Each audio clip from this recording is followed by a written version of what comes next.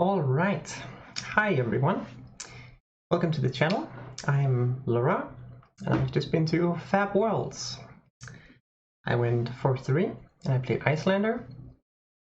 So I didn't make day 2, but I still had a really good time. And if you're anyone I met or talked to during the event, I just want to say thank you for being so awesome. I had a really amazing time and talked to a lot of amazing people. But yeah, I'll just be going over my Worlds run here, basically, to also get some reflection on it myself. To start off, I'll just show my deck I played, which is Iyslander. There's not that much variation you can make in the different Iyslander builds, but one thing I did that was a bit special was I went to 36 blues in every matchup, except against the Wizards, where most Icelanders are on like 39 or something. The reason I did this is that I think Iyslander wins when she gets to play like an efficient red card every turn. And if you're on 39 blues, it happens a lot of the time that you just draw 4 blues and you can't really do anything other than full block and arsenal. And if you get the 4 red hand anyway, which goes from like 1% to 2%, going from 39 blues to 36, then you still have cards like E-Strike and Scar and Sink, which can fix your hand or make it work anyway, even though you don't have a blue. So I feel like it was worth the payoff, but it can be more risky, of course. Anyway, round 1 of the World Championship, I got paired against the Bravo. So obviously I was very happy about that. He presented his 0 first, and when I presented Iyslander, it was like, yeah, a little bit of bad luck on my opponent's part. Game went as you would expect. I think I won on like 5 or 8 life left even, so I drew really well, and he just didn't put on enough pressure. So 1-0, we're good to go. Second game, I play against OG Dash, who I'd been hearing a bit about there being tree frog dashes. So I didn't really know how to sideboard, because usually I actually take out the Ice Eternals if I don't think it's tree frog dash, but I think I ended up having Ice Eternals in and also having Sink Billows in, so like a little bit of hedge against both. I chose to go first. Or maybe he chose that I should go first. No, I think I chose to go first. And turns out I was presented with Pounder Dash. So it's really good that I had the Sink Billows in, because this was going to be a race. And Pounder Dash is probably like the hardest version of Dash to play against, in my opinion, because they just put out so much pressure initially with like the Pounder, and you kind of have to survive until the counter runs out, and then you take back tempo. But at that point, you're usually behind like almost 20 life sometimes. But anyway, in this game, I get out a Channel Lake, and I even do a turn to keep it on 2 counters within either Ice Vein, pitching an ice card and infusing an ice card, obviously. But the way Dash played around this is actually really good, because they have AB3, so he just AB'd everything he could, so he only ended up taking like 2 damage and then passed. And on my next turn I could only use 2 cards out of my 5 card hand, so yeah, lost a lot of tempo there. If I'd had an E-Strike there, it would have been a way closer game, because then I could have used 4 cards out of my 5 card hand. But in the end I ended up going down to 1, as you very, very often do against Dash, and in the end, I clutch it out and go 2-0. My third game is against FaB, and in this game, I just cannot draw my Channel Lake Fidgets. Like, I draw the Channel Lake at a point very late in the game, and I do try to play it out, and I block with my Tunic, block with my Gauntlet, just try and keep my Peak alive so I can keep the Channel Lake alive, because it's really the only way I'm getting back in the game. FaB's at 16 life, and I'm just trying to stay alive and keep the channel, but he pushes lethal, or, well, not lethal, but he pushes enough damage that I have to block with the Coronet Peak. so I can't keep my channel alive, and I lose that game. So would have liked to draw my channel a bit earlier, and I also think I could have blocked a bit better against the Mask of the Bouncing Links pop-off turn. I think the Salt in that turn came in for like 7 or 8. Yeah, I blocked for 3 on some 4 attacks instead of full blocking like the Ember Blade and so on, so it's a little bit of improvement there. So my 4th game, I'm 2-1. I really want to go 3-1 so that I can survive with a bad draft or have a really good result with a good draft. And I get paired against an Iyslander mirror, Sane from Canada. It's a really good Iyslander player. I lose the die roll, and he chooses to go first. And on that first turn, he plays a Frostex and arsenals an E-Pot. So, like, for people who don't play Iyslander, that is like a really good turn 0 in the mirror, because this Frostex ends up doing like 5 damage throughout the game or something like that. And just having an E-Pot immediately off the go is like, yeah, just such a good turn 1.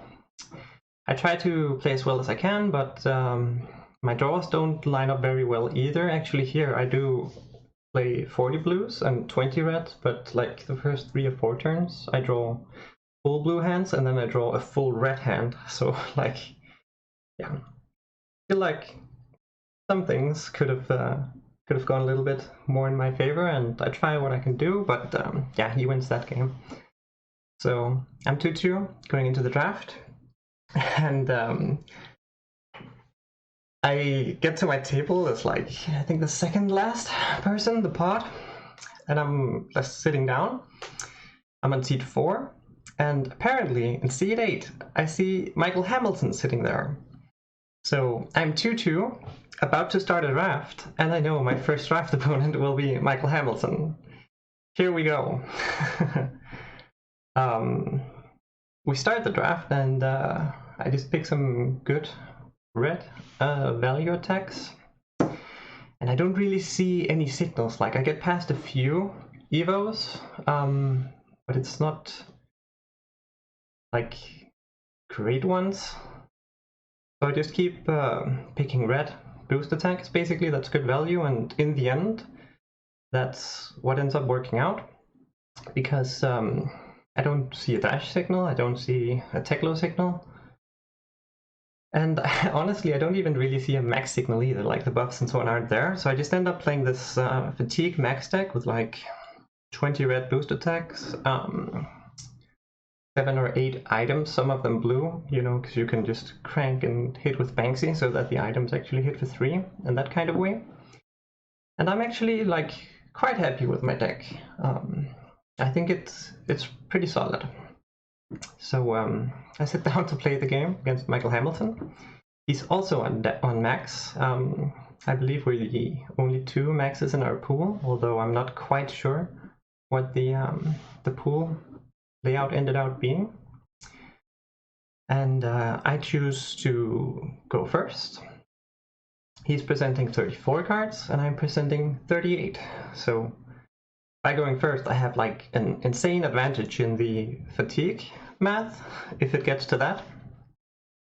And turn 1, I just play a boost attack, make a hyperdriver, and crank and attack with Banksy, because I just want to get cards out of his hand. He hits back a bit, I hit back a bit, he makes a turn where he does like a bull bar overpower for 9. Then I'm on like 8 after that or something. I hit him down to 2, I believe. And his next turn, he hits me for just 3 with Banksy, and I go down to 5, and then I myself have a bull bar that I can make come in with overpower for 8. So yeah, I beat Michael Hamilton, which is probably like the best achievement I have from this weekend. But now I'm 3-2. I feel like I have a really good draft deck, and I just beat Michael Hamilton, so I'm like, okay, surely I can win one of the next 2 games and make day 2. Maybe even win both of them and go 5-2. Like, that's the ideal scenario. So my second draft game is against Dash IO. I lose the die roll. They choose to go first. And on their first turn, they find a red dissolving shield off the top of their deck, uncranked of course, which is a really good start because it's just like a free 3 block that they get for free. So I do what I can, I try to attack, I do some damage, all good. Their next turn, turn 2, they start hitting me with boost attacks, boosting away, and they crank in a boom grenade from the top of the deck, which I believe blows up because I have a very good aggressive hand, so I'm trying to keep it to hit them. And then they shoot me with the weapon twice, of course, so like that's really good value. I think I hit them down to 10 or something the turn following that. I can't exactly remember what my life total is like. So in their third turn, they crank another boom grenade and they start hitting me again. So 3 turns, 3 cranks, and with good items on top so far. Yeah, it blows up. I have another really good hand. I think this hand could do 18 damage or so. So I'm trying to keep it and pressuring lethal next turn. I believe I go down to like extremely low life, like 1, 2, 3 or something, I don't remember exactly. And I've kept my really good hand. I push 18 damage. I think I take 2 cards out of the hand to stay alive. And they are now at 1 life. Of course, I'm also on really low life, probably 1 or 2. So they have a 3-card hand, and they, they boost an attack and hit me. I think I block out this one, but they have a boom grenade cranked off the top of the deck again, and so they shoot me with a pistol twice. Again, they shot me twice with a pistol like every turn of the game. Almost, but yeah, the game lasts 4 turns, and they have an item on the top every single one of those 4 turns, so I just, yeah, you can't keep up with a Dash that has a good deck that hits an item every turn. It's an intellect 5 hero with 2 action points basically, and I still got them to 1 life. That's like how good my deck is also. But yeah, I lose to the Dash. I'm 3-3, and in the last game I have to win to make day 2, which I would really like to. I haven't done that before in a big event, and I'm against the Teklo. Now I can play 40 cards in my max, and it's really like well suited for fatigue. So I'm kind of confident going into this, and like the game starts, I don't remember who starts, but we like hit each other back and forth efficiently. The Teklo boosts 3 times pretty early in the game, which makes me feel like it's kind of a race, right? Because the Teklo is pushing a lot of damage like this. And it also makes me feel like I have the space to double boost a few times, which is something you should not do in max if you're trying to fatigue a Teklo. So I double boost, I believe, twice during the course of the game. And in the end game, it comes down to the Teklo having 1 blue card left in the deck that he can shoot and kill me with. And yeah, so I lose the last draft game as well. I think if I hadn't double boosted at all in this game, I would have won it. But yeah, it's like the very, very small things. Or RNG in case it's a Dash game, I guess. Dash can just completely high roll or completely get run over, depending on what happens. But yeah, I lose the last Teklo game because I double boosted a few too many times, so I don't make day 2. And it feels kind of weird after like feeling like I drafted a good deck and like completely running over Michael Hamilton and then losing the next 2. Yeah, so 3-4, but I still had a really good time. Yeah.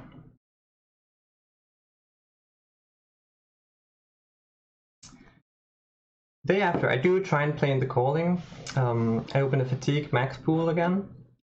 I beat a dash game 1. Yeah. In game 2, I'm like 6 cards ahead against the Teklo, and again, one of these micro decisions get me. So I'm on 2 life, 6 cards ahead against the Teklo in fatigue math, and I'm like getting hit for 4 with an attack ride. So I'm like, okay, should I double block this?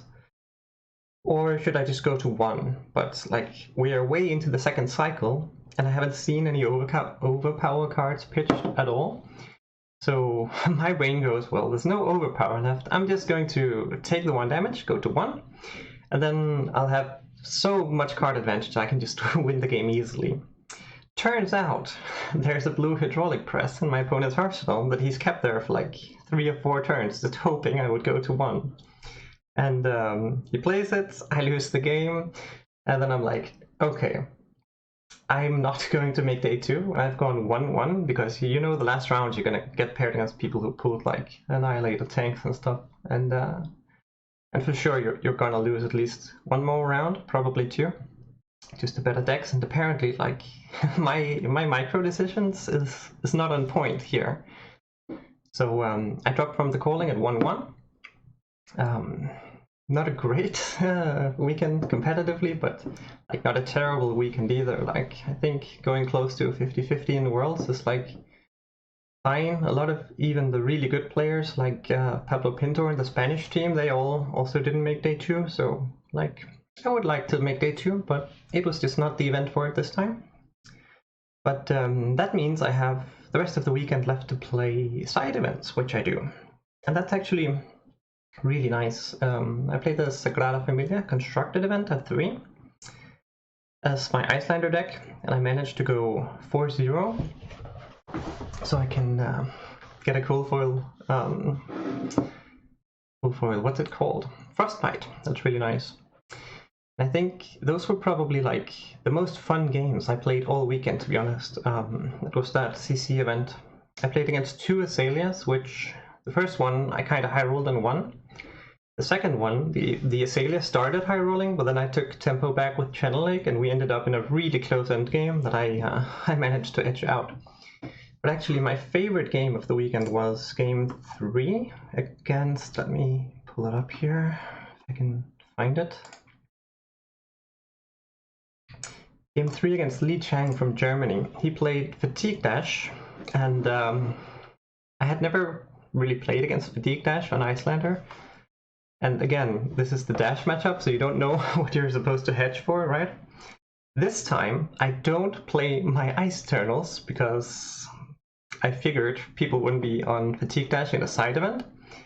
But turns out they are. So I'm playing against Fatigue Dash on Iyslander without Ice Eternals and with Sink Belows. Here we go. Panic mode engage. I get out a pretty early Insidious Chill, and I have the Frost Hex in hand at this point.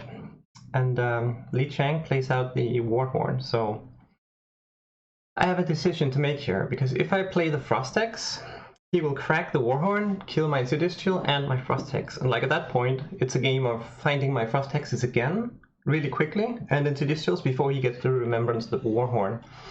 But I also don't have Ice Eternals in my deck, so like even if I get out the Frost Hexes, I can't really make the huge payoff turn. So what I decide to do is just pitch all my Frost Hexes to second cycle, set up all my 3 Insidious Chills, and also pitch away the first 2 or 3 the Ice Veins I get, and just try and kill them through damage stacking. So yeah, because I'm playing this very awkward way, I actually get a bit behind because he's also hitting me, but I do get to set up my 3 Insidious Chills. And then I sometimes do turns like Scar for a Scar into Wounded Bull, and then arsenaling like an Emeritus Scolding. And stacking the damage like that, you can actually push quite a bit against someone who's trying to block everything. Like he'll block 3 on the Scar, take 1, then he'll block 6 on the Bull, take 2, that's 3 damage. Then I arsenal the Emeritus, and there's 1 card left for him. It's a blue he's kept, the Emeritus will do 1, and then the Waning Moon will do 3, so that's pushing 7 damage through a full hand of blocks. And in the end, I'm very low, he's very low, but I still have my 3 introduced chills on one counter, and I reach my stack. And I just know that, like, I'm keeping a red Either Ice Vein in arsenal, and as long as I can draw an Ice Bolt or an Emeritus Scolding and another Either Ice Vein, I have him. And I know I can because I've stacked it, right? So when I finally get the hand, I play my Ice Vein, fuse it, like 3 into these chills trigger, he pays 2 blues for it, and then the Ice Vein, of course. So through the whole hand there, I believe he has to take, like, I think he ABs everything but takes 1 damage, but that means that the entire hand is gone, and I can just put my Ice Bolt or Emeritus Scolding in arsenal, don't remember which one it was, and then I have my other Either Ice Vein in hand. So on his turn, with no cards in hand, it's just pass, and I just go, alright, Stormstrider, pop off, Either Ice Vein for 5, Ice Bolt for 3, Waning Moon for 3, and there's no damage absorption left, and like, I managed to kill the dash, the fatigue dash, without playing any Frost Hexes, so that's really nice that that worked out. that really made my weekend. He was also like a delight to play against. We had a really fun time chatting as well. It's so nice going into the side events after playing Worlds, because everyone is like much more relaxed, and like it feels like playing an armory with people you've never met before. It's really nice, to be honest. And yeah, he by the way, he just left the Warhorn on the board the entire game. He didn't activate it. And that was because, like, I had pitched the Frost Hexes, right? So if he would activate the Warhorn, I would just get the Frost Hexes back eventually, and then he couldn't get rid of them, and then I would be able to win the game through some Frostbites. I'm not sure if he noticed that I didn't play the Ice Eternals at all, but maybe if he knew I didn't have Ice Eternals, he would have used it. I think I might have still been able to kill him, not sure. If you get out 3 Frost Hexes, like, it's still 3 extra damage on every Frost spell, right? So yeah, I don't know. So and on Sunday I played another CC event. There I went 3-1, could get another Frostbite, and then I played the Sagrada Familia Sealed. Also went 3-1 in that one. I lost to 0-0 actually, the Taiwanese national champion. That's actually also kind of a funny story, because like at deck presentation, I double sleeve, like, well, I don't double sleeve a draft, but like, I present a deck that's like way thicker than his, and he's like, how many cards are you playing? I go like 40, then he just gives me like a really confused look, like, what do you mean 40? You can only play 30. And then apparently he thought you could only play 30 card in the draft. And like, I'm playing him in round or in the sealed, sorry, not draft, and I'm playing him in round 3. We're both 2-0. So he's won the first 2 rounds playing a 30 card max deck, which is just like, whoa, okay. This guy's really good at the game, and he has a really good deck. But like, now he's presented 30 cards against me, right? But like, then he goes, yeah, of course, can I put more cards in my deck then? Because he didn't know, so I'm like, yeah, of course you can. So like, he puts in another 10 cards, so now we're both playing 40. And yeah, we have kind of a close game actually. I'm playing Teklo and he's playing Max, and at one point he makes a Boom Grenade turn. I full block all the attack action so it doesn't blow up. But because I've used all my cards to full block, he can Banksy and keep it alive. So he does, and the Boom Grenade sticks around for another turn. And he draws back up, and he just goes, ah. And I'm like, okay, is this good for you or good for me? And he's just like, this hand is so bad. And I'm like, okay, cool, maybe I have a chance here. The Boom Grenade might not blow up. I pass my turn because I've blocked my whole hand, and I draw back up as well as Teklo, right? He plays the Lay Waste, 2 for 5. You can't defend with equipment, and he pitches 2 reds for it. So he has 1 card left in hand after, and I believe he does boost. So like, this should be the easiest block in the world. There's a red Boom Grenade on the board. I'm getting hit for 5 as the first attack, and there's 1 card left in my opponent's hand. Except I'm playing Teklo, so of course my hand is 2 Evos that I can't block with, and a blue Protocol, which I'm playing 2 of. Like, I have 2 non-blocks in the deck, the rest of the deck blocks 3. And I've drawn 2 Evos and my non-block in the most, like, crucial turn in the game. So, like, I can only block 3 in the attack, so I'm like, well, I blocked 3. And he's just so surprised. He goes like, oh, yeah, okay, you also had a bad hand. So I take 2 from the leg waste, and then the boom grenade blows up for 4. And I believe he Banksy's me after me or something, and then I can block with the Evos, get them out of my hand and so on. And yeah, we actually have a kind of close game, but like, me not being able to block out that boom grenade just makes it so I can't win that game. But yeah, it was really fun and really nice game again. Still, like, yeah, yeah. I think that's about it for what I want to tell about the games I played. I played against like so many amazing people I met, and everyone was like so nice to me, to be honest. So yeah, thank you for being such an awesome community, FaB, and I'll definitely see you in Amsterdam if you're gonna go for the next European event. Sadly, I won't be able to go to LA, but that's how it is. That's how it is. But yeah, this is my first vlog.